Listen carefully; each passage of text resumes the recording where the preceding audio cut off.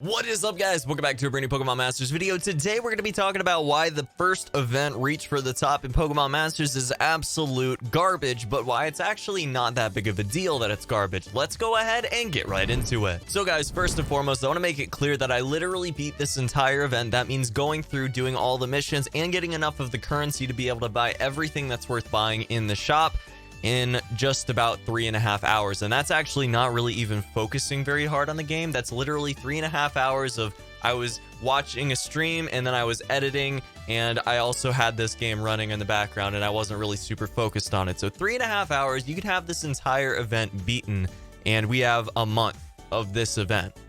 That's kind of ridiculous, man. So why is this not a big deal, you might be asking, and I think I have an answer for you. So yeah, guys, basically there are two main reasons why this is not that huge of a deal. So guys, the first reason, and probably the biggest reason here, is that this is early game, okay? The game had just come out, and we just had the first event go out a few days after it came out globally. I mean, obviously the soft launch players are getting a little bit antsy at this point for more legit endgame content because they've ground out all their gears, they've ground out everything they need to, all their characters are maxed out, their sync pairs are ready to go, and they have a ton of currency ground out as much as they possibly can. So really, they're just looking for more content. But all of the other players in this game, or at least most of the other players in this game that have somewhat of a life outside of playing video games on their phone, definitely are not going to be at the same level of endgame. So what are they looking for right now? Well, they're trying to hook people in. They're trying to make it so, you know, there is some sort of exclusive content for us to play and for us to enjoy, but at the same time, it's not overwhelming. It's not like a lot of other gacha games where we feel like we have to put a ridiculous amount of time into it to get anything out of it. In this case, we have a pretty solid reward to go ahead and get, which is the 5-star promotion cards, or keys, or whatever they're called. And they do expire, unfortunately. I can't believe we just lost, man. But they do expire, unfortunately, which is really a garbage mechanic. And that can be an entire other video topic where I hope that they fix this in the future and they never do that again.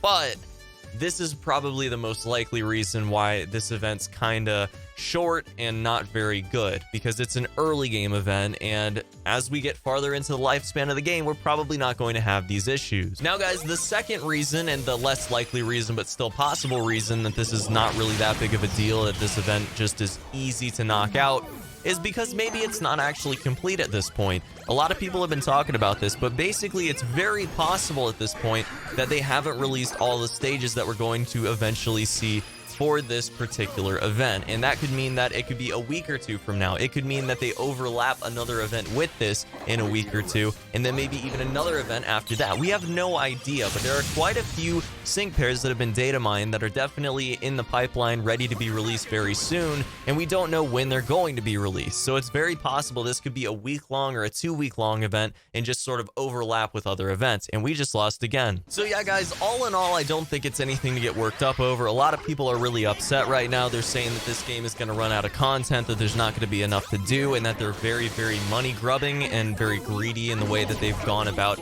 releasing new characters and giving us very small amounts of currency. And while I think that there's some merit to the currency arguments, I think at the same time we have to look at the timeline for, you know, when they released this and how long some people have been playing and how irritated they are over that period of time, as opposed to the global release players, which, you know, by and large are probably pretty okay with this event and probably not necessarily at endgame unless they're really, really dedicated to getting to endgame, in which case, you know, maybe they have the same complaints. But I would love to hear your thoughts down in the comments section below, because this is a topic that's got a lot of arguments going on in the community. I see it on Twitter, I see it on the subreddit, on Discord. A lot of people are going back and forth right now talking about if this is, you know, the death blow for this game, or if it's just something that's going to mean that maybe they need to ease into the harder content, and then eventually we will get that content, you know, not that we're never going to get it. So, you know, I think that giving them the benefit of the doubt here is not that big of an issue. And I swear to God, the AI in this game is brain dead, dude. How did you lose 3 times in a row, man? What are you doing? But that's gonna be about it for this one, guys. Let me know again down in the comment section below, what do you think about this entire thing? Have you beaten the event yet? How long did it take you? Obviously, again, like I said, You know, it took me about 3.5 hours of barely being focused on the game at all, autoing through pretty much everything to go ahead and knock out the entire event. That means everything in the shop that I could possibly want, I went ahead and was able to buy. Now, I will say just a little bit of a tip, guys. If you go to the exchange shop right now and you go to exchange items, you go to events, right? That's where you exchange stuff. So don't yet get the 5-star power-up keys here, okay? Do not get them yet, because it's very possible that they expire in 57 or 58 days. We don't exactly know at this point after you buy them. We have no confirmations at this point, and, you know, head down in the comments below. I'm sure somebody's talked about it at this point, but we have no confirmations yet that this is the case, but it's very possible that the timer actually starts when you buy them.